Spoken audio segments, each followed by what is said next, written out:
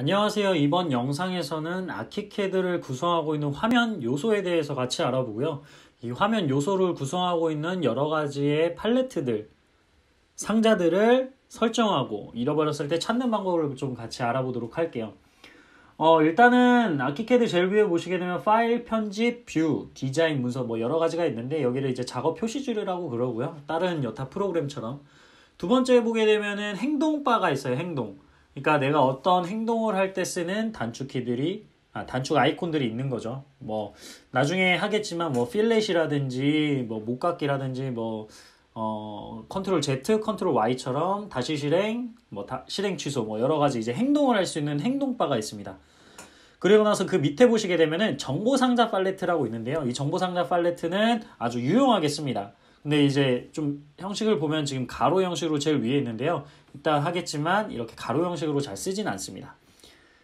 그리고 왼쪽에 보게 되면은 도구 상자가 있습니다. 그래서 뭐 아키캐드에서 제공하는 여러 가지의 도구를 그릴 수 있게 해주는 연필 모양, 연필이라는 도구로 생각해 주시면 될 것 같아요. 뭔가를 저희가 종이에 글씨를 쓸 때 펜을 필요하듯이 여기는 펜이라고 생각해 주시면 될 것 같아요. 그래서 어떠한 객체들이나 여러 가지 이제 2D 작업들은 여기서 다 땡겨와서 한다는 거 알고 계시면 좋을 것 같습니다. 그리고 나서 이제 가운데 제일 보시게 되면 작업 공간 보시면 알 수 있습니다. 뭐 앞선 영상에서 간단하게 이제 보신 분들은 아시겠지만 어떤 객체를 그리거나 어떤 객체를 편집하고 수정하는 공간이라고 생각해 주시면 될 것 같아요. 그리고 이번에는 이 여러 가지 상자, 정보 상자나 뭐 도구 상자, 여러 가지 행동바 같은 거를 수정하는 방법, 위치 수정하고 뭐 없어졌을 때 찾는 방법을 알려드리도록 할게요. 일단은 위쪽에 정보 상자부터 제가 예를 들게요. 정보 상자에 보시게 되면 마우스 있는 위치에 보게 됐을 때 수직으로 짝대기가 하나 그어져 있어요. 지금 화면 구석탱이에 있어서 잘 안 보이는데 짝대기 위에 마우스를 두시면요. 기본 마우스 모양에서 십자가 모양으로 변하게 됩니다. 이때 마우스를 클릭하시고 드래그 하셔서 옆으로 이렇게 쭉 빼시게 되면요. 이 상자만 따로 뺄 수가 있습니다. 이 상자 같은 경우에는 위쪽에 빈 공간, 흰색 그 바 있죠? 여기를 마우스로 클릭하신 다음에 움직여서 내가 원하는 위치에다가 넣으실 수가 있습니다. 마찬가지로 왼쪽에 쭉 이제 세로로 되어 있는 도구 상자 같은 경우에도 얘는 위쪽에 수직으로 배열을 하게 되면 위쪽에 수평 짝대기가 있습니다. 이 짝대기를 마우스로 클릭하신 다음에 드래그 하시면 이렇게 창을 빼실 수가 있습니다. 그리고 나서 저희 윈도우에서 폴더 창 연 다음에 너무 크면 줄이잖아요, 창을. 그것처럼 얘도 내가 원하는 대로 창을 늘렸다 줄였다 하실 수가 있어요. 이런 식으로.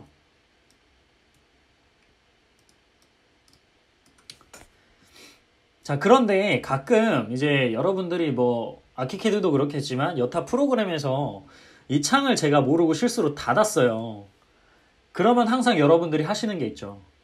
이제 아키캐드 프로그램을 열었다가 다시 열거나 혹은 프로그램 삭제했다가 다시 깔거나 재부팅을 하거나 그러면 사실 잘 돌아오지가 않습니다. 아키캐드는. 그래서 여러분들한테 알려드릴 거는 창을 찾는 방법도 좀 알려드릴 건데 위쪽 작업 표시줄에 보게 되면요. 목록 중에 창이라는 이제 탭이 하나 있습니다. 이 창이라는 탭 안에 팔레트라는 탭 안에 보게 되면요. 아키캐드에서 제공하는 팔레트, 즉 상자를 다 제공합니다.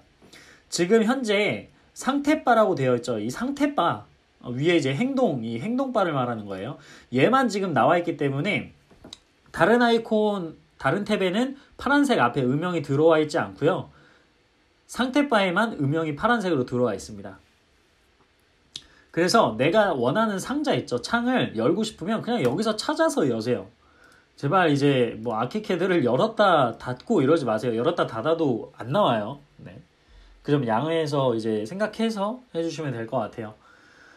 그리고 나서 이번에는 사실 제가 쓰는 화면 구성을 여러분들한테 살짝 알려드릴게요. 추가로 몇 개 이제 핵심적인 이제 창이 몇 개 필요합니다. 일단은 도구 상자 같은 경우에 저는 제일 왼쪽에다가 놓습니다. 이런 식으로 기본을 쓴다고 보시면 돼요. 그리고 나서 정보 상자, 이 팔레트 있죠? 정보상자 팔레트. 얘는 위쪽에, 기본 위쪽에 배치하지 않습니다. 저는 세로로 배치합니다. 이 부분에 대해서는 영상 막바지에 제가 왜 이러는지 알려드리도록 하겠습니다. 그리고 나서 창에 가셔서요. 팔레트에 내비게이터라는 상자를 켜주세요. 그러면 저는 기본 세팅이 아마 되어 있어서 오른쪽에 뜨시는 분들도 있고 이런 식으로 내비게이터 팔레트가 있습니다. 이 내비게이터 팔레트라는 건요 굉장히 중요해요. 나중에 이제 뭐 도면화라든지 모델, 층간 이동, 뭐 도면 이동, 원하는 세팅 값을 찾아가거나 나중에 이제 물량 산출을 할 때 굉장히 중요한 탭이라고 생각해 주시면 돼요. 아키캐드의 핵심적인 거예요. 네. 그래서 이 내비게이터 팔레트는 오른쪽에다가 저처럼 넣어주세요. 그리고 왼쪽에 다시 창에 들어가셔서 팔레트에 빠른 옵션이라는 팔레트도 열어주세요. 얘 같은 경우에는 나중에 이제 도면화라든지 레이어 조합을 불러오거나 축척을 바꾸거나 펜 세팅을 바꿀 때 굉장히 유용합니다. 이 빠른 옵션 창 같은 경우에 저는 내비게이터 팔레트 하단에다가 놓습니다. 잘 안 되는데 이런 식으로 딱 오른쪽 하단에 가면은 딱 장착이 될 때가 있어요. 스냅이 딱 잡힐 때. 그때 이렇게 놔주시면 됩니다. 그래서 저는 이런 화면 구성을 씁니다. 근데 아까 제가 영상 막바지에 이 정보상자 팔레트에 대해서 좀 알려드린다고 했죠. 사실 이 정보상자 팔레트는요, 모든 객체 기능이 다 들어있습니다. 어떤 말이냐면, 저희가 기둥을 그릴 때 더블 클릭해서 설정을 맞추잖아요. 앞선 영상에서 눈치를 채신 분들도 있겠지만, 이 더블 클릭해서 굳이 설정을 맞추지 않으셔도 돼요. 이제 나중에 적응이 되면 어떻게 하냐면요. 왼쪽 이제 도구 상자에서 기둥을 한 번만 클릭합니다. 그리고 나서 여기서 설정을 다 맞춰요.